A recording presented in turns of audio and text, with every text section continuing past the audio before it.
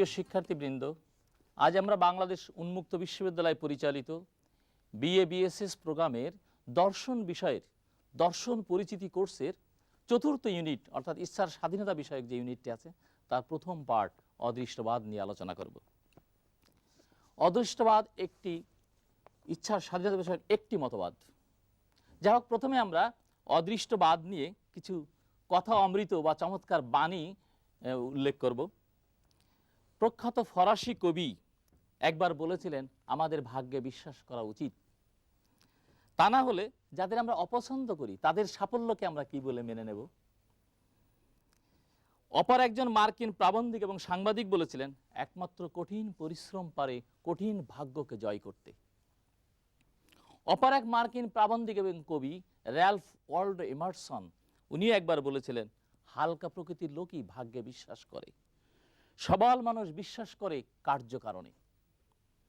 সাবেক মার্কিন রাষ্ট্রপতি থমাস জেফারসনও একবার বলেছিলেন চমৎকার একটি কথা, ভাগ্যে আমার অগাধ বিশ্বাস, এবং আমি দেখেছি যতই আমি কঠিন পরিশ্রম করি ততই ভাগ্য আমার কাছে ধরা দেয়। আমরা এতক্ষণ ভাগ্য বিষয়ক কিছু কথা অমৃত বা চিরন্তন বাণী বা চমৎকার বাণী শুনলাম। এখন আমরা সাধারণভাবে অদৃষ্টবাদের মূল বক্তব্য কি তা জানার চেষ্টা করব। অদৃষ্টবাদের মূল বক্তব্য হলো যে মানুষের কোনো স্বাধীন ইচ্ছা নেই, অর্থাৎ কর্ম অনুষ্ঠানের ক্ষেত্রে মানুষ স্বাধীন নয়, পরাধীন। মানুষের সব কিছু, সকল ইচ্ছা এবং কর্ম পূর্ব নির্ধারিত। এবং অদৃষ্টবাদ মুখ্যত একটি ধর্মতাত্ত্বিক মতবাদ। এটি নিয়ে দার্শনিকদের অনেক বক্তব্য থাকলেও মূলত এটি ধর্মতাত্ত্বিক মতবাদ। এবং আমরা দেখব এই মতবাদ নিয়ে চার ধরনের এই বিষয়টি নিয়ে, অর্থাৎ ইচ্ছার স্বাধীনতা, ইচ্ছা স্বাধীন কিনা এই বিষয় নিয়ে চারটি মতবাদ আছে। তার ভিতরে অদৃষ্টবাদ একটি, আর তিনটি হলো, একটি হলো অনিয়ন্ত্রণবাদ, একটি হলো নিয়ন্ত্রণবাদ, আর একটি হলো স্বনিয়ন্ত্রণবাদ বা আত্মনিয়ন্ত্রণবাদ।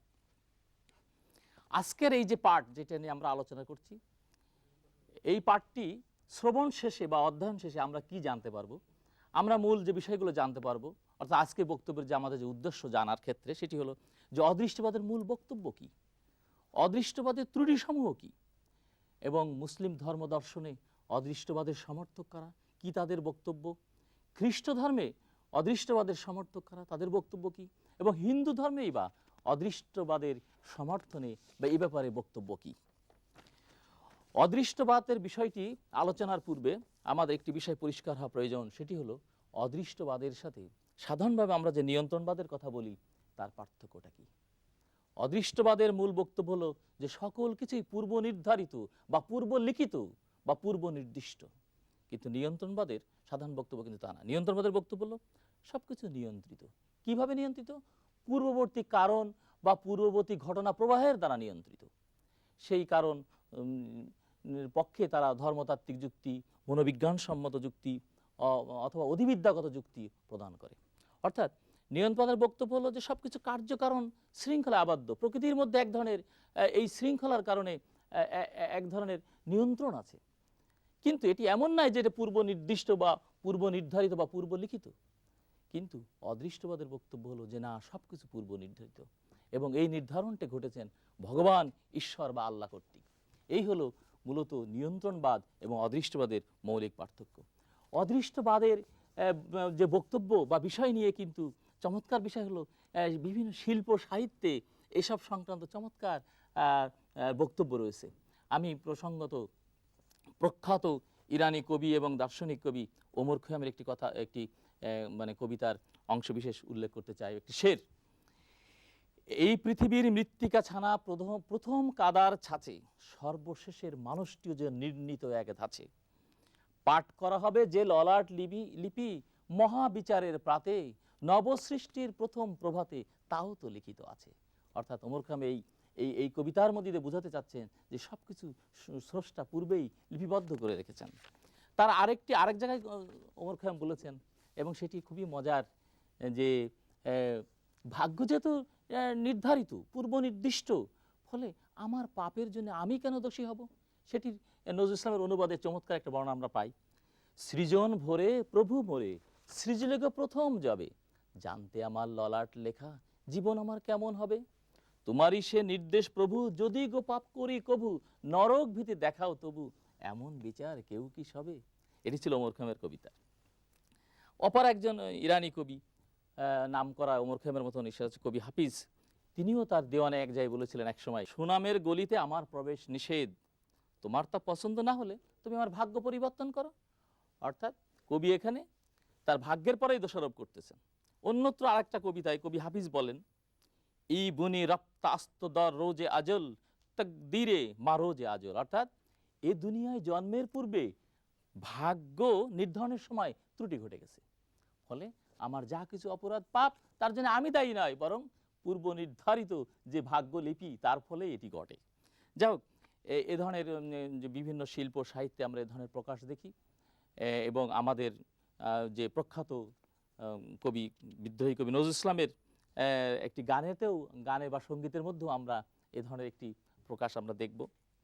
আমি এখানে অংশ বিশেষ উল্লেখ করছি।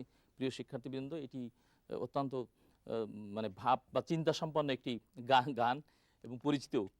এটি হলো, খেলিছ বিশ্ব লয়ে বিরাট শিশু আনমনে, পড়ায় সৃষ্টি তব পুতুল খেলা, নীরজনে প্রভু নীরজনে। এছাড়া আমাদের যে প্রখ্যাত শিল্পী মরহুম আব্দুল আলিমের গাওয়া একটি গানও আমি প্রসঙ্গত উল্লেখ করতে চাই, যেখানে এই অদৃষ্টবাদের একটি মানে প্রকাশ রয়েছে। গানটি ছিল এরকম, এই যে দুনিয়া কিসের লাগিয়া, এত যত্নে গড়াইছেন সাই, এই যে দুনিয়া ছায়াবাজি পুতুল রূপে বানায়া মানুষ, যেমনি নাচাও তেমনি নাচে, পুতুলের কি দোষ, তুমি হাকিম হইয়া হুকুম করো, পুলিশ হইয়া ধরো, সর্প হইয়া দংশন করো, উজা হইয়া ঝাড়ো। এখানেও আমরা দেখেছি যে বস্তুত এভাবেই শিল্প সাহিত্যে নানান জায়গায় মানুষের নিয়তির এই যে ব্যাপার, এটি পূর্ব নির্ধারিত বা স্বেচ্ছাকৃত, যেটি হোক, অদৃষ্টবাদের এই বক্তব্যের আমরা প্রকাশ শিল্প সাহিত্যে বিভিন্নভাবে আমরা দেখি। এবার আমরা আসবো প্রিয় শিক্ষার্থীবৃন্দ, ধর্মের ক্ষেত্রে অদৃষ্টবাদ কিভাবে এসেছে বা কিভাবে প্রভাব বিস্তার করেছে। প্রাক ইসলামী যুগেও দেখা যায় যে অদৃষ্টবাদের বিষয়টি ছিল, এবং পরবর্তীতে ইসলামী সমাজেও আমরা দেখেছি যে প্রথম দিকেই এই অদৃষ্টবাদ নিয়ে দারুণ বিতর্ক অনুষ্ঠিত হয়েছে। দুটো চিন্তা গোষ্ঠীকে আমরা সেই সময় পেয়েছিলাম, একটি হলো জাবারিয়া চিন্তা গোষ্ঠী, আর একটি হলো কাদারিয়া। জাবারিয়াদের বক্তব্য হলো যে সব কিছু পূর্ব নির্ধারিত, অর্থাৎ সব কিছু ঈশ্বর বা স্রষ্টা বা আল্লাহ আগেই সৃষ্টি করে রেখেছেন এবং সব কিছুর ভাগ্য নির্ধারণ করে রেখেছেন। বস্তুত জবর শব্দ থেকে কিন্তু জাবারিয়া শব্দটির উৎপত্তি। জবর মানে বাধ্যবাধকতা, নিয়তি বা ভাগ্য বা অদৃষ্ট, এবং এই জবর কথা থেকেই কিন্তু আসলে এই জাবারিয়া গোষ্ঠীর উদ্ভব বা উৎপত্তি। এই জাবারিয়া গোষ্ঠীর প্রতিষ্ঠাতা ছিলেন জাহম বিন সাফান। যাই হোক, তাদের বক্তব্য ছিল যে, যেটি আমি আগেই বলেছি, এবং এই জাবারিয়া গোষ্ঠী তাদের বক্তব্যের সমর্থনে বা পক্ষে কোরআনের আয়াত যথারীতি উল্লেখ করে। যেমন আমি 2-1টি আয়াতের কথা এখানে উল্লেখ করি। সূরা বাকারার 284 নম্বর আয়াত উদাহরণ হিসেবে এখানে বলা যায়, অতঃপর যাহাকে ইচ্ছা তিনি ক্ষমা করিবেন এবং যাহাকে খুশি শাস্তি দিবেন, আল্লাহ সর্ববিষয়ে সর্বশক্তিমান। অপর একটি আয়াতও বলা যায়, যেসবগুলো জাবেরা চিন্তা গোষ্ঠী তাদের বক্তব্যের সমর্থনে পেশ করতেন। তিনি প্রত্যেক জিনিস সৃষ্টি করেছেন এবং তকদির নির্দিষ্ট করে দিয়েছেন। এটা হলো সূরা ফুরকানের 2 নম্বর আয়াত।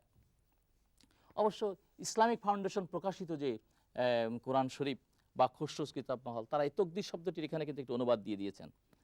সেই অনুবাদটা তকদিরের ক্ষেত্রে তারা বলেছেন, তিনি প্রত্যেককে পরিমিত করিয়াছেন যথাযথ অনুপাতে। আমরা পরবর্তীতে দেখব যে তকদিরের অর্থ আসলে এটি। অদৃষ্টবাদের মূল বক্তব্য কিন্তু আসলে সবকিছু বেঁধে দেওয়া না, বরং বস্তুর সত্যিকার সম্ভাবনা কতটুকু সেটি নির্দিষ্ট করে দেওয়া।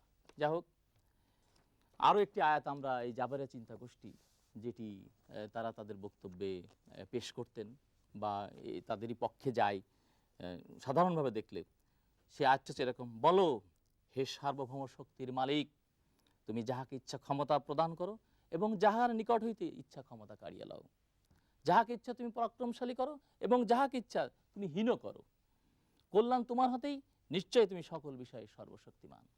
যাই হোক, এই ছিল জাবারিয়া চিন্তা গোষ্ঠীর মূল বক্তব্য এবং তাদের সমর্থনে কোরআনের যে কিছু আয়াত। লক্ষণীয় প্রিয় শিক্ষার্থীবৃন্দ, জাবারিয়া চিন্তা গোষ্ঠীর এই বক্তব্যকে উমায়্যা শাসকরা তাদের দুষ্কৃতি বা অত্যাচার বা অবিচারের পক্ষে কিন্তু ব্যবহার করেছিলেন। তারা বোঝাতে চেয়েছিলেন উমাইয়া শাসকরা তৎকালীন মুসলিম সমাজে যে স্রষ্টাই যখন ক্ষমতায় বসান এবং ক্ষমতা থেকে নামান, তখন আমাদেরকেই স্রষ্টা ক্ষমতায় বসিয়েছেন, ফলে তোমরা কেন অনর্থক বিপ্লব বিদ্রোহ রত হও। যাই হোক, এরপর আমরা আলোচনা করব কাদারিয়া চিন্তা গোষ্ঠীর বক্তব্য নিয়ে। কাদারিয়া চিন্তা গোষ্ঠীর প্রতিষ্ঠাতা হলো প্রখ্যাত সুফি সাধক ইমাম হাসান আল বসরির শিষ্য মাবাদ আল জোহানি। মাবাদ আল জোহানি মূলত ওই জাবারিয়া চিন্তা গোষ্ঠীর চিন্তার প্রতিবাদে এবং উমাইয়া শাসকদের বিরুদ্ধে তিনি ঘোষণা করলেন যে না, মানুষের ইচ্ছার স্বাধীনতা আছে, মানুষ স্বাধীনভাবে কর্মানুষ্ঠান করতে পারে। আল্লাহ স্বেচ্ছাচারী শাসক নয়, আল্লাহ ন্যায় বিচারক। ফলে আল্লাহ কারোর কাছে সব কিছু আগেই বেঁধে দিয়ে তাকে শাস্তি বা পুরস্কারের ব্যবস্থা করবেন, এটি হতে পারে না। এটি আল্লাহকে স্বৈরাচারী শাসকে পরিণত করে। কিন্তু না, আল্লাহ স্বৈরাচারী শাসক নন, আল্লাহ হলো ন্যায় বিচারক। কাদারিয়া আসলে শব্দটি কিন্তু কদর শব্দ থেকে এসেছে। কদর শব্দের অর্থ পরিমাপ, মূল্যায়ন, ক্ষমতা, ন্যায্য পাওনা বা বিচার। এই কদর শব্দ থেকেই কাদারিয়া শব্দের উৎপত্তি। যাই হোক, কাদারিয়া গোষ্ঠীও কিন্তু ওই জাবারেদের মতোই তাদের পক্ষে কোরআনের বিভিন্ন আয়াতকে উল্লেখ করে বা উদ্ধৃত করে বা ব্যবহার করেন। আমরা দুই একটি এ ধরনের আয়াত কথা উল্লেখ করতে পারি। যে ব্যক্তি পাপানুষ্ঠান করে সে সম্পূর্ণ নিজের দায়িত্বেই তা করে থাকে। সূরা নিসার 111 নম্বর আয়াত। অবশ্যই এটি অন্য আমাদের ইসলামিক ফাউন্ডেশন প্রকাশিত কোরআন শিক্ষা অনুবাদটি এরকম আসছে, কেহ পাপ কার্য করিলে সে উহা নিজের ক্ষতির জন্যই করে। অন্য আরেকটি আয়াত আমরা এই প্রসঙ্গে উল্লেখ করতে পারি, যেটি এই কাদেরিয়া চিন্তা গোষ্ঠীর মানে পক্ষে উল্লেখ করা যায়। এবং আল্লাহ কোনো সম্প্রদায়ের অবস্থা পরিবর্তন করেন না যতক্ষণ না উহারা নিজ অবস্থা নিজে পরিবর্তন করে। এটি সূরা রাদের 11 নম্বর আয়াত। যাই হোক, আমরা এই যে মুসলিম সমাজে ইচ্ছার স্বাধীনতা নিয়ে প্রাথমিক কিছু বিতর্ক আমরা উল্লেখ করলাম। বস্তুত পরবর্তীতে জাবারিয়া চিন্তা গোষ্ঠীর উত্তরসূরি হিসেবে গড়ে ওঠে হলো আপনার আশারিয়া গোষ্ঠী, এবং কাদারিয়া গোষ্ঠীর উত্তরসূরি হিসেবে গড়ে উঠেছিল কিন্তু মুতাজিলা গোষ্ঠী। তাদেরও ইচ্ছার স্বাধীনতা বিষয়ক বক্তব্য ছিল, সে প্রসঙ্গে আমরা এখন যাব না।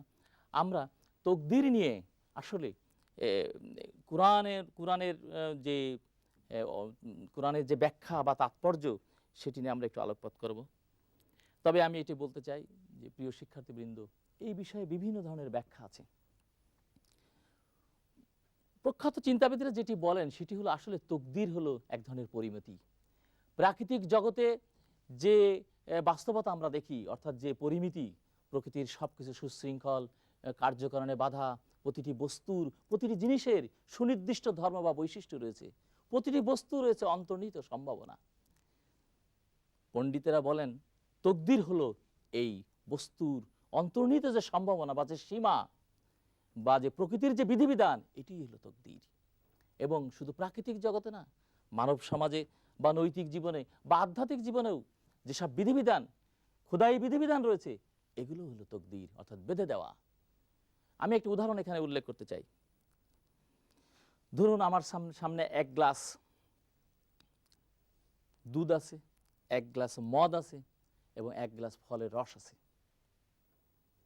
এখন আমি কিন্তু জানি যে এই তিনটি জিনিস বা পদার্থের গুণাগুণ কি, এদের বৈশিষ্ট্য, এদের ফলাফল বা এরা এগুলো পান করলে কি হবে, এই পরিণতি কিন্তু আমার জানা, অর্থাৎ এটি কিন্তু সুনির্দিষ্ট।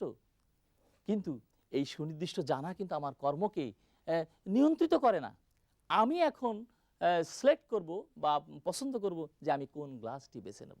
আমি যদি দুধের গ্লাস বেছে নিই এবং দুধ পান করি, তাহলে আমার এক ধরনের পুষ্টি হবে, এক ধরনের ফলাফল হবে শারীরিক বা মানসিক।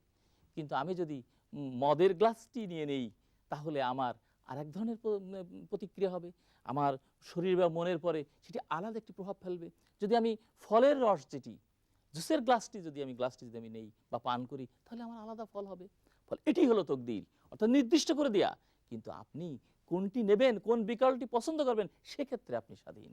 ফলে বস্তুর সম্ভাবনার সীমা বা গুণাগুণ বেঁধে দেওয়া এবং তার পরিণতিও বেঁধে দেওয়া, কিন্তু কোনটি আপনি গ্রহণ করবেন, কোন বিকল্প আপনি গ্রহণ করবেন বা নির্বাচন করবেন, এই সক্ষমতা বা ক্ষমতা স্রষ্টা আল্লাহ বা ভগবান আমাদেরকে দিয়েছে, এবং তকদিরের এটি যথার্থ ব্যাখ্যা। যাই হোক, আমরা ইসলামী সমাজে বা মুসলিম সমাজে আমরা তকদিরের বিষয়টি নিয়ে অর্থাৎ অদৃষ্টবাদের বিষয় নিয়ে আমরা আলোচনা করলাম। প্রিয় শিক্ষার্থীবৃন্দ, আমরা এখন খ্রিস্ট ধর্মে অদৃষ্টবাদের সমর্থনে কি বক্তব্য আছে বা কোন গোষ্ঠী এই ধরনের বিষয় পোষণ করে সেটি আলোচনা করব। আমরা দেখি খ্রিস্ট ধর্মে বিশেষ করে প্রোটেস্ট্যান্ট ধর্মবেত্তা জন ক্যালভিন, তার একটি ঘোষণা ছিল এরকম যে মানুষের স্যালভেশন বা মুক্তি এটি মানুষের পরে নির্ভর করে না। কে স্বর্গে যাবে, কে নরকে যাবে, এটি নির্ভর করে ঈশ্বরের উপর, মানুষের কর্মের উপরে নয়। ফলে মানুষ তার নিজের বিবেচনা মতো সৎ কাজ বা কর্ম করে যাবে এবং ঈশ্বরের করুণা বা দয়ার প্রত্যাশা করবে। এই ছিল জন ক্যালভিনের বক্তব্য। মজার ব্যাপার হলো জাভারিয়া কাদারিয়া এই দুই গোষ্ঠীর মতো হিন্দু ধর্মে বা হিন্দু সমাজেও কিন্তু এই ধরনের দুটি গোষ্ঠীর দেখা আমরা পাই। এবং যারা আপনার ওই যে জবর বা জাভারিয়া গোষ্ঠীর যে জবর, এটি আসলে আমাদের যে ভারতীয় দর্শন বা হিন্দু দর্শনের ক্ষেত্রে এটি বলা হয় দৈব বা অদৃষ্ট, আর যেটিকে বলা হয় কদর সেটিকে তারা নাম দিয়েছিল পুরস্কার। তা যারা আপনার অদৃষ্টে বা দৈবে বিশ্বাসী তাদের বক্তব্য চমৎকার। এটি একটি ছোট লাইনের মধ্যে বলা যায়। তাদের বক্তব্য হচ্ছে এরকম, এবং তারা কিন্তু দৈবের পক্ষে বলে এবং পুরস্কার বা কর্মের যে সাফল্য এটিকে অনেকটা হেয় করে। এবং তাদের বক্তব্য হচ্ছে এরকম: ভাগ্যং ফলতি সর্বত্র নচ বিদ্যা নচ পৌরুষ। অর্থাৎ কপালে যা আছে তাই হয়, বিদ্যায়ও কিছু হয় না আর পৌরুষেও কিছু হয় না। এই ছিল এদের বক্তব্য। আর যারা পুরস্কারে বিশ্বাস করে, অর্থাৎ যারা মনে করে যে যে স্বাধীন কর্মের মাধ্যমেই সাফল্য আসে, প্রচেষ্টার মাধ্যমেই, প্রয়াসের মাধ্যমেই আমাদের জীবনে সাফল্য আসে এবং এক্ষেত্রে আমরা স্বাধীন, তাদের কথাটাই উল্লেখ করা যায় ওই একই রকম বলে। উদ্যোগিনং পুরুষ সিংহমু পৈতিলক্ষী দৈবেন দেওমতি কা পুরুষা বদন্তি। অর্থাৎ উদ্যোগী পুরুষের প্রবল চেষ্টার ফলেই জীবনে সাফল্য বা সার্থকতা। যারা কাপুরুষ, দুর্বল চিত্রই, তারাই অলসভাবে আকাশের দিকে তাকিয়ে হা করে বসে থাকে। যাই হোক, তাহলে আমরা দেখছি যে অদৃষ্টবাদের যে বিষয়টি বা বাস্তবতা, এটি কিন্তু মুসলিম ধর্মগোষ্ঠীর মধ্যে, খ্রিস্ট ধর্মগোষ্ঠীর মধ্যে বা খ্রিশ্চান সমাজে এবং হিন্দু সমাজেও প্রচলিত, এবং শিল্প সাহিত্য আছে। এবং অদৃষ্টবাদের এই যে ব্যাপকতা আমরা দেখি। এবং আমি এই প্রসঙ্গে কিন্তু একটি কথা বলতে চাই, যেন অনেকে মনে করেন যে মুসলিম সমাজে যখন অদৃষ্টবাদটি আসলে এসেছিল তখনই যখন মুসলমানরা স্বাধীনতা হারায়। অর্থাৎ মুসলমানরা যখন স্বর্ণযুগ ছিল, তারা জ্ঞান বিজ্ঞানে সাফল্য দেখিয়েছিল, তখন আসলে তারা মানুষের ইচ্ছা যে স্বাধীন, মানুষ যে স্বাধীনভাবে কাজ করতে পারে, সেটি সৃজনশীল সত্তা, এই বোধেই তারা উদ্বুদ্ধ হয়ে বা উজ্জীবিত হয়েছিল বলেই তারা সে সময় সাফল্য দেখিয়েছিল পৃথিবীতে বা সাফল্য অর্জন করেছিল। কিন্তু পরবর্তীতে যখন রাজ্য ক্ষমতা এবং বা রাজনৈতিক ক্ষমতা হারায়, মুসলিম সমাজে আস্তে আস্তে এই হতাশাবাদী, নৈরাশ্যবাদী বা অর্থাৎ অদৃষ্টবাদী মনোভাব জেঁকে বসে।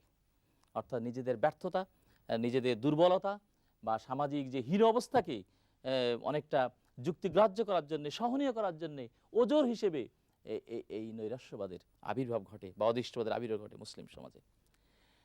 প্রসঙ্গত আরেকটি কথাও আমাদের জানা দরকার, প্রিয় শিক্ষার্থীবৃন্দ, অনেকে কথাও বলেন যে এই যে আমাদের পাক ভারত উপমহাদেশ বা আমাদের দক্ষিণ এশিয়ায় আমাদের যে অনুন্নয়ন, বিজ্ঞান প্রযুক্তির ক্ষেত্রে যে পশ্চাৎপদতা, এটির একটি মূল কারণ হলো এই অদৃষ্টবাদী মনোভাব।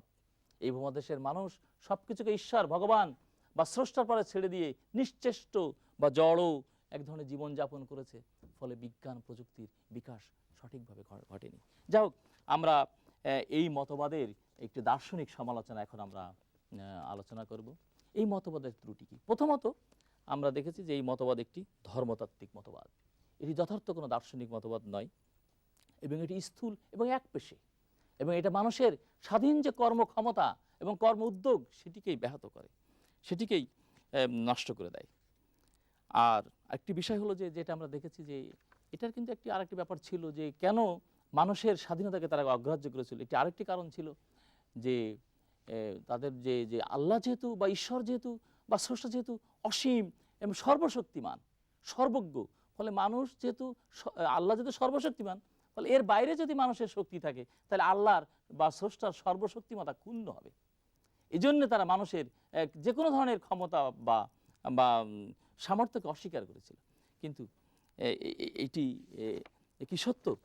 আমরা কি মানুষ স্রষ্টা নিজেই যদি একটি সসীম বা আপেক্ষিক অর্থে মানুষকে এক ধরনের সক্ষমতা বা সামর্থ্য দেয়, তাহলে কি স্রষ্টা সর্বজ্ঞতা কোন নয়? এটা আমরা উদাহরণ দিয়ে এটা বলতে পারি। আমি পিতা হিসেবে যদি আমার সন্তানকে আমি যদি এক ধরনের রক্ষা বেষ্টনী তৈরি করে, যেমন ধরুন আমি ঘরের মূল দরজাটা বন্ধ করে দিলাম, আমি কোনো জায়গায় যাতে বৈদ্যুতিক বা গ্যাস সংক্রান্ত কোনো রকম দুর্ঘটনা না ঘটে সেটার একটা মেজারমেন্ট নিয়ে যদি আমার শিশুকে আমার গৃহের মধ্যে চলাফেরা করার এক ধরনের স্বাধীনতা দিই, খেলাধুলা তার চিন্তা কাজকর্মের, তাহলে কি তার এই সক্ষমতা আমার ক্ষমতাকে সীমাবদ্ধ করে? করে না। তাহলে মানুষের যে ক্ষমতা ক্যাটেগরিক্যালি সেটি ঈশ্বরের ক্ষমতা থেকে ভিন্ন, স্রষ্টার ক্ষমতা থেকে ভিন্ন। ফলে সেই ক্ষমতা সসীম বা আপেক্ষিক ক্ষমতা স্রষ্টার ক্ষমতাকে ক্ষুণ্ণ করে, এই ভাবনাটাও কিন্তু যৌক্তিক নয়। আরেকটি বিষয়টা যেটা আমরা পূর্বেই বলেছি যে সব কিছুই পূর্ব নির্ধারিত, ফলে মানুষের কোনো নিজস্ব পরিকল্পনা উদ্যোগ বা শ্রমের কোনো মূল্য নেই। অদৃষ্টবাদ কিন্তু কোনো যুক্তি দিয়ে এটি প্রতিষ্ঠিত করতে পারেনি। যাই হোক, অদৃষ্টবাদ পুরোপুরি একটি বিশ্বাস, নেতিবাচক এই বিশ্বাস মানুষের অভিপ্রায় এবং সৃজনশীলতাকে অস্বীকার করে জীবনকে এক ধরনের অর্থহীন নিশ্চেষ্ট করে তোলে। প্রিয় শিক্ষার্থীবৃন্দ, সর্বশেষে আমরা এই মতবাদটির মূল্যায়ন করে আমরা বলতে চাই যে অদৃষ্টবাদ একটি ত্রুটিপূর্ণ মতবাদ। এটি মানুষের কর্মস্পৃহা নষ্ট করে, মানুষের নিজের দোষ স্রষ্টার উপর চাপানোর মনোভাব সৃষ্টি করে।